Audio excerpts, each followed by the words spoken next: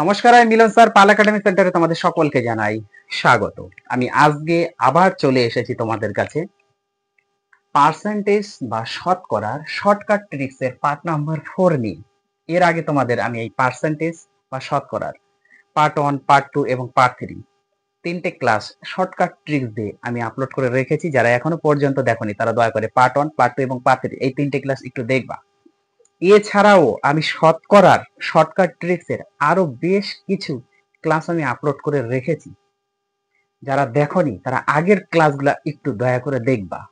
আর এই ক্লাসগুলি নতুন part 1, part 2 এবং পার্ট 3 আমি শর্টকাট ট্রিক্স এর মাধ্যমে আবার আপলোড করেছি বিভিন্ন ধরনের কোশ্চেন নিয়ে, যে কোশ্চেনগুলি বিভিন্ন এক্সামে এসেছে বেছে বেছে। আগেরগুলো কোশ্চেন তোমাদের এসেছে এক্সামে, কিন্তু এই কোশ্চেনগুলো আবার অনেক এক্সামে এসেছে। মানে যতগুলি আমি ক্লাস আপলোড করেছি প্রত্যেকটি কোশ্চেনই তোমাদের বিভিন্ন ধরনের এক্সামে এসেছে। আমি ফালতু কোনো ক্লাস আপলোড করিনি, একটু দেখবা। প্রত্যেকটি ক্লাসের মধ্যে বিভিন্ন ধরনের টেকনিক সেখানে ইউজ করা হয়ে থাকে। ক্লাসগুলো দেখলে তাহলে তোমরা বুঝতে পারবে। যে ধরনের অঙ্কই দিক না কেন কোনো সমস্যা হবে না, শুধু তোমাদের শর্টকাট ট্রিক্স জানতে হবে।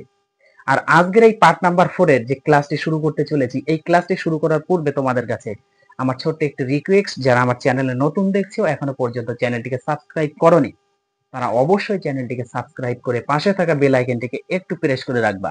আর যারা আমার ফেসবুক প্রোফাইল থেকে ক্লাসগুলি দেখছো এখনো পর্যন্ত প্রোফাইলটিকে ফলো করোনি তারা অবশ্যই প্রোফাইলটিকে ফলো করে সর্বদাই একটু পাশে থাকবে। এবং সর্বশেষে যদি ক্লাসটি ভালো লেগে থাকে তাহলে একটা লাইক করতে কেউ তোমরা ভুলবে না। ওকে, যারা পার্ট 1, পার্ট 2 এবং পার্ট 3 ক্লাসগুলি দেখেছো এই পার্সেন্টেজ বা শতকরা, আজকে পার্ট নাম্বার 4 এর এই ক্লাসে যে অঙ্কগুলো আমি রেখেছি এই অঙ্কগুলি তারা শুধু অপশন দেখবে আর টিক মারবে। হাইয়েস্ট 4 থেকে 5 সেকেন্ড সময় লাগবে, এর বেশি লাগবে না। যারা শিখে গেছো পার্ট 1, পার্ট 2, পার্ট 3 শুধু ক্লাসগুলি একটু দেখো। ওকে, আর যারা দেখোনি নতুন দেখছো তারা বা তাদেরকে বলবো একটু দয়া করে প্রথম থেকে শেষ পর্যন্ত ক্লাসটি একটু দেখো। যাই হোক, আর বেশি কথা বলবো না, সরাসরি এবার চলে আসি আমরা প্রথম যে কোশ্চেনটি খেয়াল করো। দেখো কি বলেছে, চিনির দাম 25% কমে যাওয়ায় একটি পরিবারের চিনির ব্যবহার কত শতাংশ বৃদ্ধি করলে খরচ একই থাকবে। কি বলেছে? বলেছে চিনির দাম 25% কমে গেছে। চিনির দাম 25% কমে গেছে, কমে যাওয়ায় তখন কি করেছে, একটি পরিবারের চিনির ব্যবহার বাড়িয়ে দিচ্ছে। কমে গেছে মানে এবার আমি বেশি খাবো, কমে গেছে মানে হচ্ছে বেশি খাবো। বোঝা গেল? এখন যখন বাড়াচ্ছে কিন্তু আগে যে টাকা খরচা করতো সেই টাকাই তিনি লাগাবে, সেই টাকাটাই তিনি লাগাবে, এর থেকে বেশি টাকা লাগাবে না। তার মানে তার চিনির ব্যবহারটা কতটা বাড়াতে হবে এটা আমাদের হিসাব করতে বলেছি। দেখো এই ধরনের অঙ্ক যদি দিয়ে থাকে, এই ধরনের এই টাইপের অঙ্ক যদি দিয়ে থাকে, আমরা অঙ্কটা পড়তে যাব না, টোটাল অঙ্ক পড়তে যাব না, টোটাল অঙ্ক আমাদের পড়ার দরকার নেই। আমরা শুধু ফলো করব প্রথমে এখানে কি বলেছি, চিনির দাম 25% বেড়েছে না কমেছে, বেড়েছে না কমেছে, এই দুটোই, কখনো বৃদ্ধি হবে কখনো হ্রাস হবে, কখনো বাড়বে কখনো কমবে, এইটাই গল্প, এইটাই পার্সেন্টেজের, আর কিচ্ছু না। তার মানে কি এখানে 25% কমে গেছে, কমে যাওয়া মানে হচ্ছে মাইনাস, কমে যাওয়া মানে কি মাইনাস, তাহলে মাইনাস লিখবো -25%। ক্লিয়ার এতটুকু? -25% যদি বেড়ে যেত তাহলে +25% আমরা লিখতাম। এখন এই পার্সেন্টেজটাকে যদি আমরা উঠিয়ে দিই তাহলে কি হয়, পার্সেন্টেজটাকে উঠিয়ে দিলে মাইনাস তো থাকবে যেহেতু কমেছে, তাহলে নিচে সবসময় 100 হয়, এতটুকু সকলেই জানো, নিচে সবসময় 100 হয়। এটা যদি কাটাকুটি করো তাহলে মাইনাস তো থাকবেই, 1/4 হয়, কারণ 4 25 100। এতটুকু যারা বের করতে পেরেছো তাদের 99% অঙ্ক হয়ে গেছে, আর 1% শুধু বাকি আছে। ওকে, একটু বেসিকটা বোঝো। তারপরে কি নিয়ম, উপরে যা আছে থাকবে, এখন নিচের ফাংশনটা হবে, যে তোমাদের মাইনাস হয়েছে কমে গেছে সেহেতু নিচেরটা থেকে উপরেরটা মাইনাস করো। নিচেরটা থেকে উপরেরটা যদি মাইনাস করি তাহলে 4 থেকে 1 চলে গেলে 3। যদি প্লাস থাকতো সেম কাজ করতাম, নিচেরটা থেকে উপরেরটা প্লাস করতাম, প্লাস থাকলেও সেম কাজ, নিচেরটা থেকে উপরেরটা প্লাস, মাইনাস থাকলেও সেম কাজ, নিচেরটা থেকে উপরেরটা মাইনাস। বোঝা গেল? এখন একে যদি আমরা শতকরায় আনতে যাই তাহলে অবশ্যই 100 দ্বারা গুণ করতে হবে। একে মানে শতকরায় আনতে গেলে অবশ্যই 100 দ্বারা গুণ করতে হবে। তার মানে আমাদের এখানে 100/3 এটা যদি আমরা একটু ডিভাইড করি, 33 পূর্ণাঙ্ক 1/3% কিন্তু এসে দাঁড়াবে। অতএব কত পার্সেন্ট বৃদ্ধি করতে হবে সেই পরিবারকে চিনির ব্যবহার, 33 পূর্ণাঙ্ক 1/3% থেকে বাড়াতে হবে। তাহলে অপশনে কোথায় আছে অপশন নাম্বার 4 হচ্ছে আমাদের কারেক্ট অ্যান্সার। এবার বলো, এই ট্রিক্স যদি তোমরা শিখতে পারো তাহলে কত সময় লাগবে? বেশি সময় লাগবে না আশা করি। ওকে, পরের কোশ্চেনটি দেখো কি বলেছে। যদি চায়ের দাম, চিনি ছিল এবার চা দিয়ে দিয়েছে, যদি চায়ের দাম 20% বৃদ্ধি পায় তাহলে একটি পরিবারের চা খাওয়া কত শতাংশ কমাতে হবে যাতে খরচ একই থাকে? বৃদ্ধি পেয়েছে তাহলে খরচ অবশ্যই কমাতে হবে, চায়ের পরিমাণ কম কম খেতে হবে। তাহলে বেশি মানে কি বলেছি? প্লাস।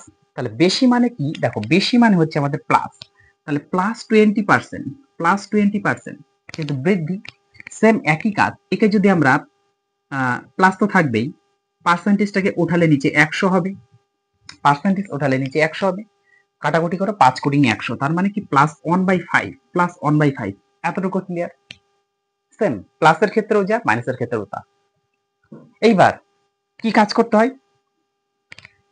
উপরে যা আছে তাই থাকে, উপরে যা আছে তাই থাকে, উপরে 1 আছে 1 থাকবে, যাই হোক আমি এই জিনিসটা একটু মুছে দিই, উপরে যা আছে তাই থাকবে। ওকে, দেখো উপরে যা আছে তাই থাকবে, এটা নিয়ে কোনো সন্দেহ নেই।